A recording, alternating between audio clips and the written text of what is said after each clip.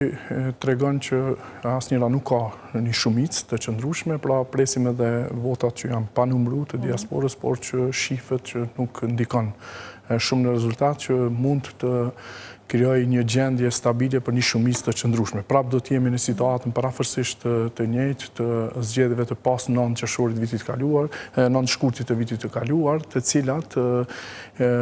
për pak nuk mundsoi një shumicë të qëndrueshme minimale që kërkohet me 61 deputet ose 51%. Pra, për pak nuk do të arrihet sipas gjitha gjasave dhe kjo imponon një marrëveshje bashkëqeverisje e cila në kushtet momentale politike duket që të jetë e paqëndrueshme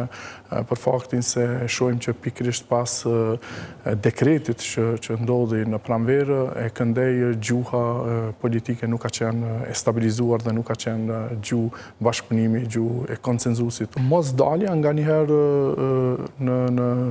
përqindje të lartë e trupit elektoral në përgjithësi nuk mund ndoshta të shifet si ndëshkim, por është ulje e legitimitetit, që është një alarm ose paralajmërim i hershëm për partitë politike, të cilat duhet me marrë seriozisht, sepse nuk ishte një mandat, por ishte vetëm 6 muaj një distancë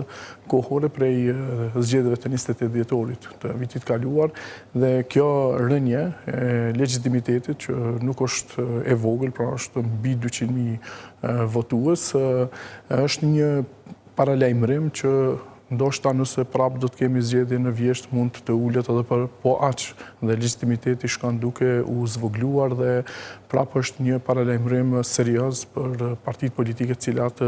rrezikojnë në legitimitetin e tyre, sepse ato sado që të jetë përqindja ne nuk e kemi të sankcionuar në ndonjë dispozitë që mund të ketë pasoja mosdalja në zgjedhje. Pra sado që të jetë edhe 20 edhe 25% konsiderohet legjitime dhe merret si e tillë dhe pastaj mund të konsiderohen institucionet. Po, dhe profesor, cili është mesazhi ndoshta që duhet ta lexojmë partitë me këtë rezultat që e morën në këto zgjedhje?